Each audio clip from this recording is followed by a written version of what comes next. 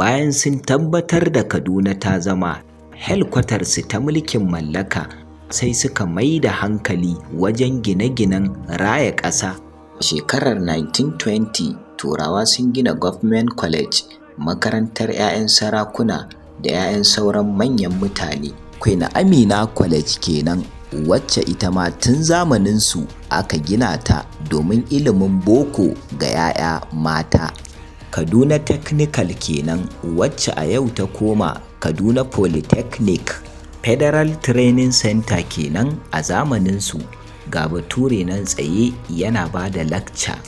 Masana'antar yadi ta farko Kaduna Textile Limited, da kuma masana'antar yadi ta biyu Arewa Textile, wacce sanadiyyar ta ne Kaduna ta zama cibiyar sai da yaduka na arewa rankatakaf. Kaduna daga tushe kenan, kashi na 5, tare da ni Sida Haidaru. Mu haɗu a kashi na gaba.